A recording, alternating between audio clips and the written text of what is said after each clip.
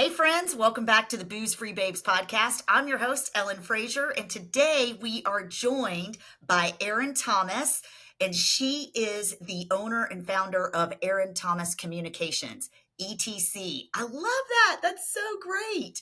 So let me share a little bit about Erin real quick, and then we'll take it away.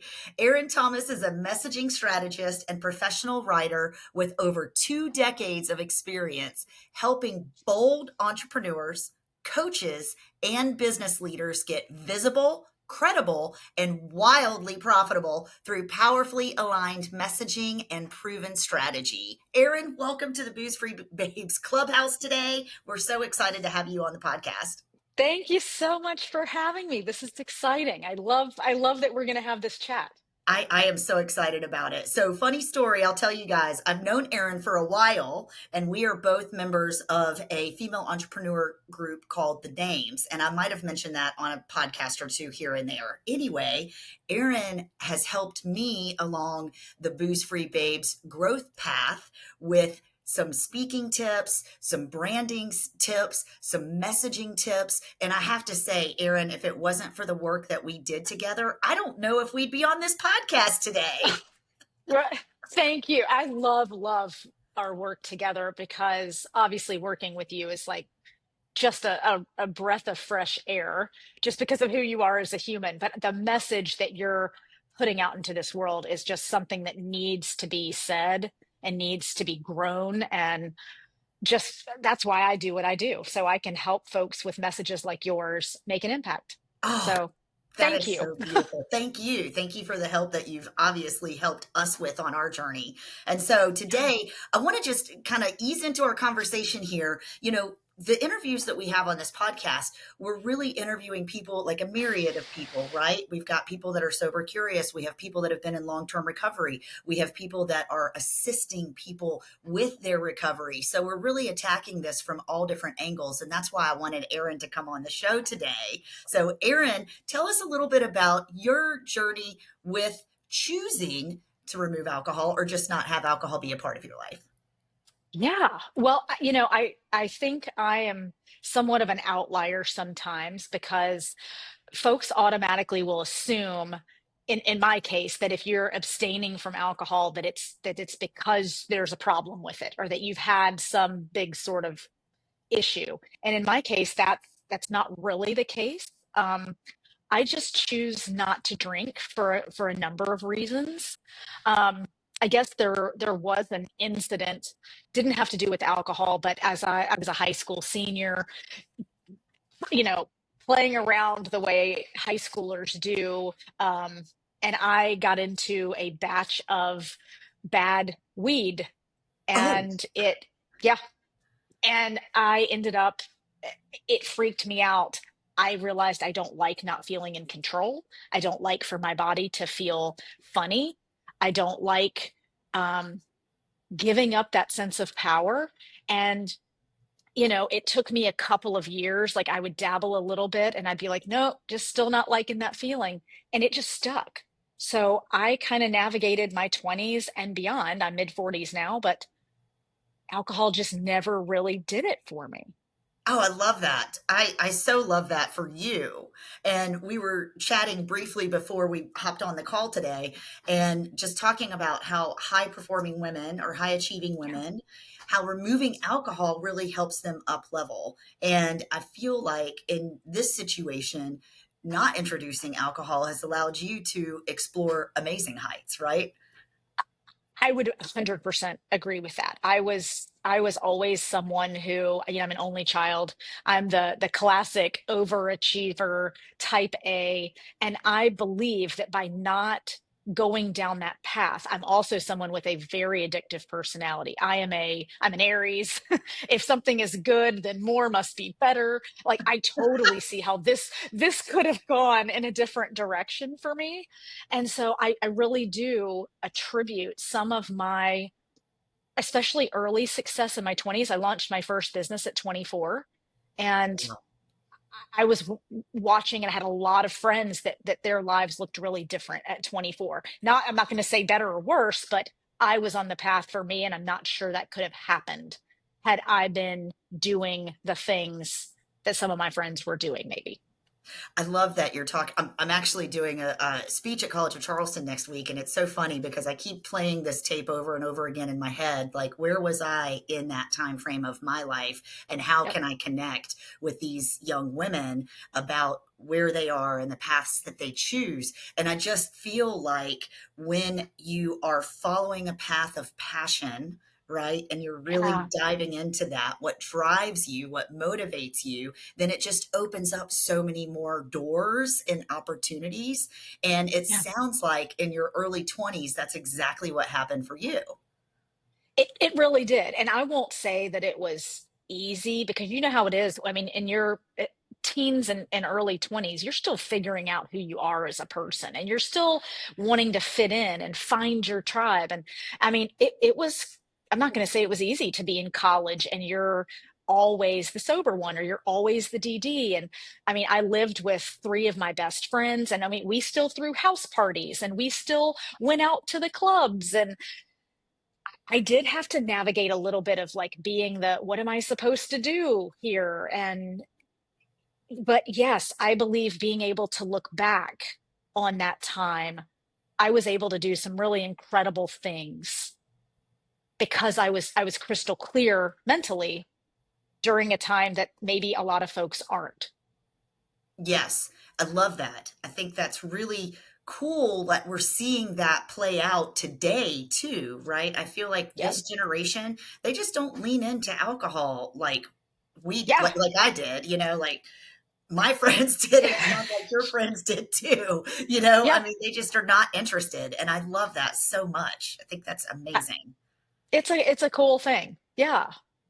And I think too, maybe it has something to do with, I grew up in the 90s. Like I mean, I there was no social media. What you were exposed to was just your immediate group. I think today's generation maybe has it's an advantage that they can see what people in all parts of the world are doing. They see travel, they see the possibility, they see, women like us who are building businesses, building brands in a way that when, in the 90s, you didn't see that unless it was being modeled by someone close to you. Right, right. We didn't have the same types of mentors that you would have today, right? Well, even that aren't even, you can have a mentor that's just an account that you follow online or a podcast that you're listening to. And that just wasn't a thing back in the Right. day. And I think maybe for me, I was fortunate because I came from a line of women entrepreneurs, my mom and my grandmother both. So maybe that played a role too, because I knew I didn't want to work for someone else. So maybe how do I get there fastest? Maybe that played a role. I don't know. I never really thought of that. That's so incredible. And I think it is important, like the environment that we're exposed to, right? And we're gonna Yeah. go down this entrepreneurial path for here for just a second because growing up, I saw that my mom was an educator, and so she was an educator, but her and my stepdad also had a store. So I always was like seeing that or witnessing them working really hard together on trying to make that take off, right? Yeah. But she was always an educator. So I feel like, from a mentor standpoint, I had someone that really was laser focused on academia Yeah. and entrepreneurial spirit. But How it's cool. Like, really, what a cool combo. but it's hard to serve two masters too, right? Like I think that's hard too. So you have to find a balance in that. And so it's wild how that type of lived experience will frame the direction that you go. And so Yeah. today, if I'm hearing you correctly, I'm just repeating back kind of what you're saying, is that today, because we're exposed, our children are exposed to so much more through social media and online and everything else, that they can see all these different women doing all these cool and amazing things. For sure. And I mean, and I will be the first to say that there is a definite flip side to that because yes, you're exposed to all the things, but you're exposed to all the things. And that's not always a good thing either. But I do think from an inspiration, becoming the vision of your life, I think that there's some real power in that for sure. And I love how in the beginning you had shared about making that choice was an empowered choice for you. Because as you were sharing about that, I was like, wow, that is so cool that you were standing in your power at such a young age. But that's exactly what you had said, right? Like it was an empowering choice Yep. to choose differently. It was just something, I think, when you're clear on what you want, that maybe, and I don't think it started out as a fear-based thing for me because of that one little incident. But I think the longer you stand in an empowered decision, maybe the easier it gets to stand in it and keep making it on a daily, weekly, monthly, yearly basis. Oh, I love that. And I hope that if there are any younger listeners or even anybody that where you are today, that you're hearing this, right? Leaning into that path and seeing where that takes you and being empowered by that choice because we're really all about making different, healthier choices for ourselves today. So, wow, that's so exciting. All right, I'm going to switch gears a little bit because I want to hear all about what's really fun and exciting in your life right now that's taking off. So, you want to tell us about a little project that you're working on? Oh, yeah, I can definitely do that. So, we have lived, just a little backstory. My husband, my daughter, who's 13, and I have lived in Europe the last 12 years or so. And we just a couple of months ago moved back to the US. Um, and we made the decision to go in on a dream property, a waterfront, amazing property, splitting it with my parents. It's not that we don't live together, but we live two homes on the same property, and we're living multi-generationally. And it's kind of, it's amazing and it's scary and it's exciting and it's just really fulfilling all in the same time. Once we started planning our move back, it was several years ago, and it just kind of came up very organically, with my mom and I having a discussion one day, and we started looking for the property, and it took us quite some time.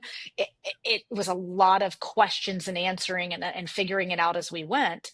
And along the way I decided, you know, 1 in 5 homes right now is being sold for some sort of multi-generational setup in the US. That's a lot of folks that are considering doing this or embarking on this.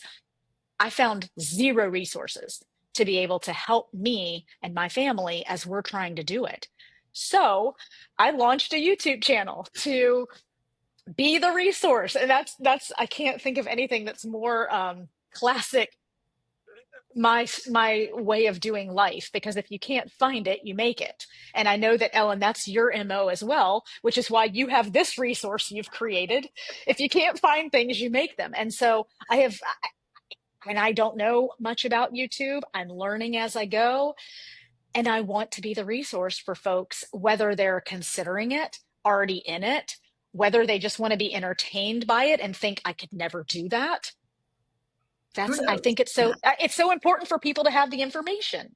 I agree. I could not agree more. I could not agree more. And so, just a little backstory on the multi-gen magic. That's the name. That's the name of the YouTube channel, correct?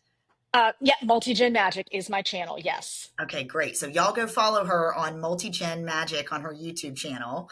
And Yes. so what was cool about when she was first starting out on the YouTube channel journey is that Erin had me on her show. And it was so cool because at that time we had just finished a major renovation on our home, adding an ADU for my mom to live in for this season of her life.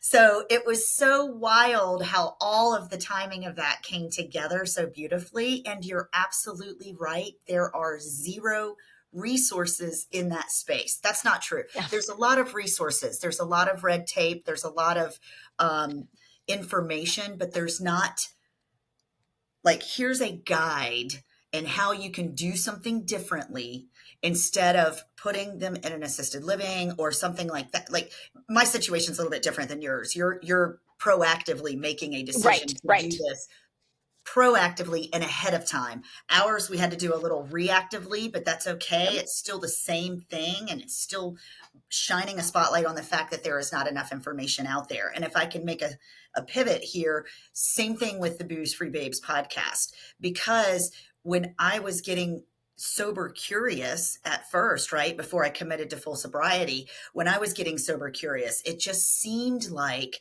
there were tons of information out there about committing to recovery Yep. and committing to sobriety, and I wasn't ready yet, right? Yeah. I wasn't ready to make that commitment yet. And because of that, I wanted to just be curious and understand. And I was also going through my own healing and growth journey at that time too. I was doing subconscious integrative therapy, which I've mentioned before on the podcast, and that was leading me to a different choice. It was leading me down a path that allowed me to choose differently for myself and recognizing behaviors that were not as supportive to this path. And then being able to make that conscious decision that, hey, this isn't working for me and I want to try something differently. And that's kind of I what think we what went you're through. I was just saying, well, I think what you're doing is if nothing else, providing examples to your audience of what it can look like, what it can be. And the truth of the matter is it can look and feel like anything you want it to. So whether you're choosing to reduce your consumption, eliminate your consumption, you know, it's going to be this is when I drink and this is when I don't. I think that's the piece that I remember us talking about way back when you just had this idea for this, was that you couldn't find people that could just talk about what they're doing. Like, it was so surprising the number of people you'd come across that are actually feeling and looking for the same thing, and they couldn't find the information. So you're being the information for your people, and maybe it's even inspiring folks. That's what I hope my channel, even for folks who are like, wait, I never even thought about sharing a property with my family, or folks who are in their maybe 20s or 30s who are like, I can't even think about my parents being older to the point that I might need to do something. Right. That's something that comes as we get older, and our parents get older. We start thinking, okay, I don't want to have to find myself in an emergency situation. How can we all enjoy a setup now? And I'm hoping I'm inspiring folks to just think about it the Just think same about way something I know differently. your podcast is too. Yeah. Yeah. I love that. Just thinking about it differently. And I want to just piggyback on that for just a second, because what we are saying is that there are definitely people that need to commit to 100% sobriety, and that's what works best for them. And I wasn't ready to do that in the beginning either, but then what happened beautifully over time is that it developed into a thought Yeah, that, hey, maybe I could try this on for size. Maybe I could try this right. on for size full time. Maybe I could commit to this a little bit more. And if I didn't have those early conversations with myself, right, and with other people, I don't think I would have led to the decision, hey, you know what? I'm sick of trying to control this narrative in my head about, am I going to drink too much? Am I going to drink Yeah, just two? Am I only going to drink on a holiday? And so, you know what? I'm just going to get rid of the noise and I'm just going to remove it all together. That's what my pathway looked like, is that yeah. it got to a point where it was like, I don't need to play this game anymore of control or management. I just want to just be done with it. Right. And that was a Yeah. beautiful, that was a beautiful awareness to get to. That was a beautiful place and a beautiful decision to make. And it's impacted my life considerably. And I hope that Yep. this conversation will lead to other people having internal dialogue about their journeys with alcohol. And maybe it's an opportunity to just question that, right? Like, that's all we're doing. Let's Absolutely. just be open and curious and question it. Well, and don't be afraid. Like, I think a lot of folks, whether it's alcohol or anything else, sometimes we can be afraid to start because what if we fail? What if I decide I want to stop alcohol and it's harder than I thought, or it can't? you the first step is always just starting and trusting. And it's, I have a client who's in recovery. He's 28 years in recovery, and he Wow. says Gosh, his that's so motto cool. is just make the next best decision. He's like, at the beginning, I couldn't think about next Saturday, what am I going to do with the holidays? I had to get through today, or I had to get through tomorrow, and if I could just keep making the next best decision for me.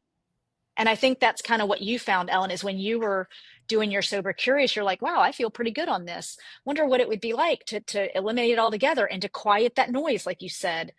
And then and I'm sure there were times, especially in the beginning, maybe that it wasn't the easiest thing ever, where you were like, oh, maybe just this once. But then you're like, wait, I feel really good physically, mentally, clear.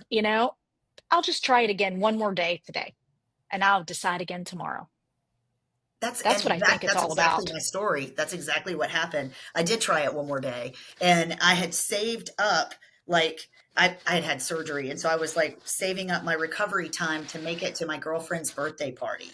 And my husband, we all talked about it. We wanted to make sure that we could make it to their birthday party. And I did. And I went to the birthday party and I had a margarita, and it's my last margarita. I'll never forget it because, salty, sweet, all the things, delicious, right?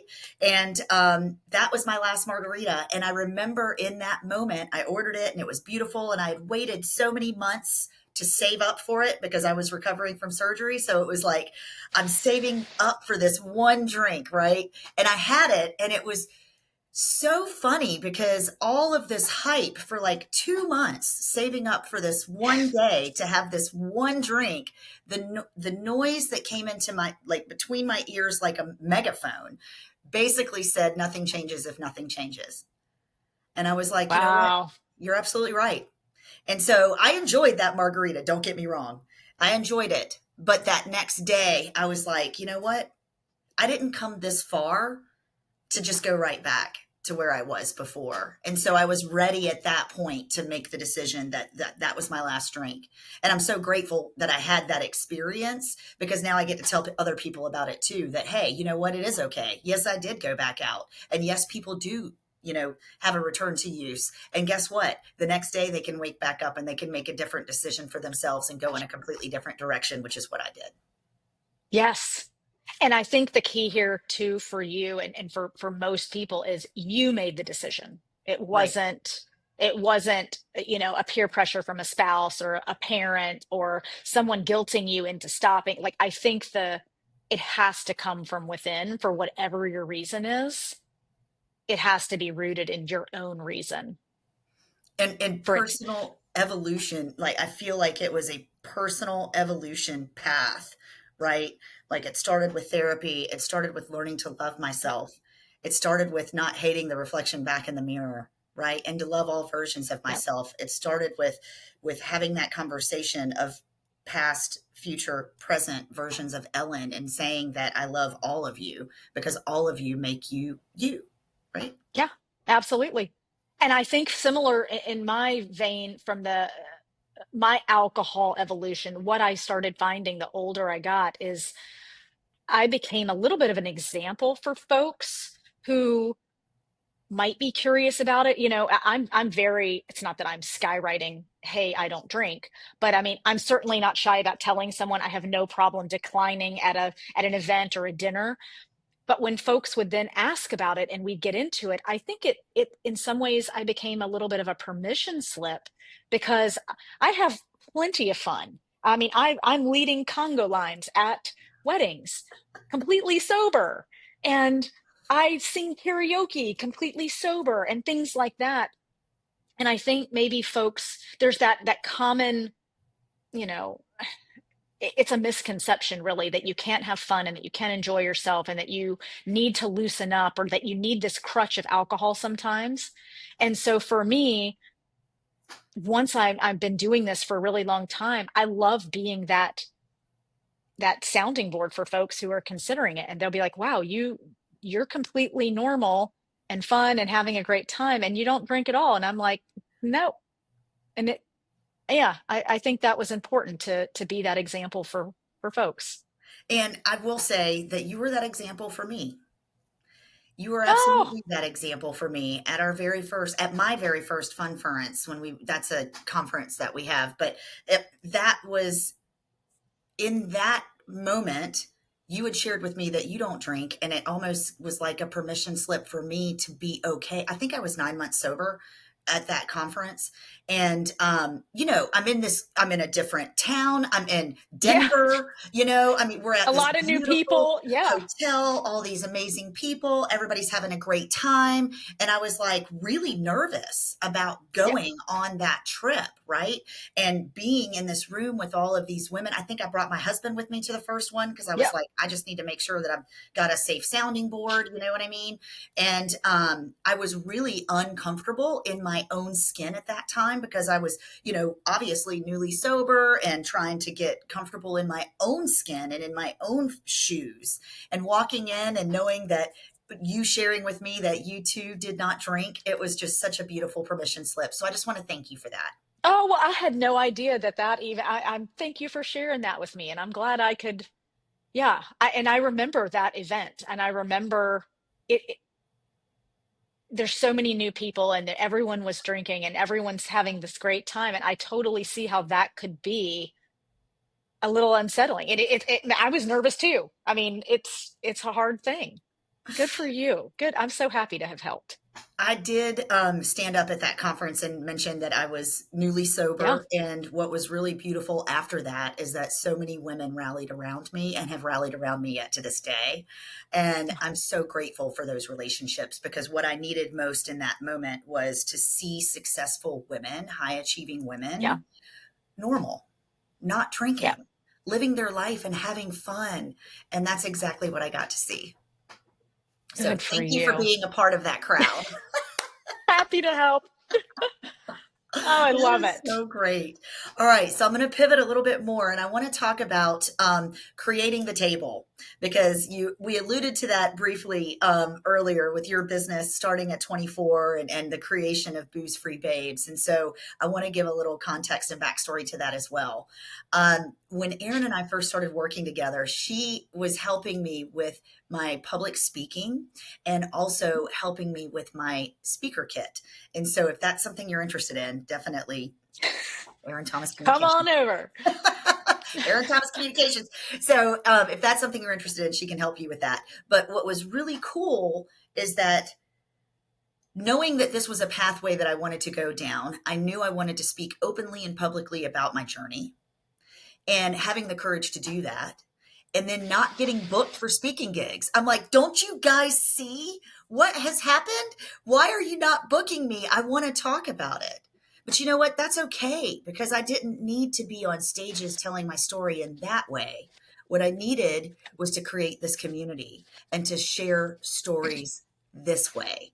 And if you, again, I just wanted to thank you for piecing that together and making that possible. And also the empowerment that comes with creating your own path, creating your own reality, and creating your own way. And that's really what you have done as well with your business.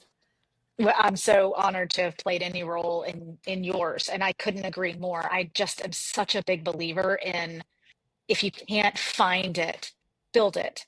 Yes. And it doesn't this is something that, again, as a type A, very structured person, it as a younger person, I would not only be fixed to an outcome, but fixed to the way I got there. And you gave a perfect example, Ellen. In your head, you had pictured this way of speaking. And when that didn't work out, I am so, the way that you just pivoted into, this is a different way of speaking, and I'm building this community, and this is how I'm supposed to be doing it. That is something that I think is so important, that have your goals, have your eye on the target, but it doesn't matter how you get there. Be open to, maybe it looks differently than what you had in your head when you first set out. And I've had that play out in my life so many times, personally, professionally, that, oh, I didn't realize it was going to happen that way. I got everything I wanted here, and it looks completely different than what I thought. Building it and being flexible along the way, I think, is so powerful. And I think it's true even with sobriety. Maybe you've seen it modeled one way, or maybe you are looking at what it looks like in the movies, or what. Being open to it can look however you want it to look. It can feel however you want it to feel, because you're creating it. Well, it's your life experience, right? Yep. Yep. Build it. Build it. Build it. Find your tribe and build it. And I do think putting the right people around you makes all the difference, because and I say this in messaging, um, messaging is like a magnet. We want to attract our people, but we also want to repel the ones who are maybe not our people. And I think that it's so important in how we show up in the world, and the things that, everything we're doing and saying is a little withdrawal or deposit into our personal brand. How you're showing up is attracting your people or repelling the wrong ones. And that's what we want. Because when we are surrounded by the right people, look at the magic that can happen. It's magic. It is magic. It It's is. electrifying, it's magnetic, and it is magic. Yeah. That's so true. And, not being so attached to the outcome. I was thinking about passion, being passionate about one thing and following that passion as far as you can possibly take it and not being attached to the outcome, because just the passion creates the motivation, and that motivation creates opportunity, and it opens up pathways or doorways to Yeah, places that you could never even imagine. absolutely. And that's the magic. That's where the magic That, comes in.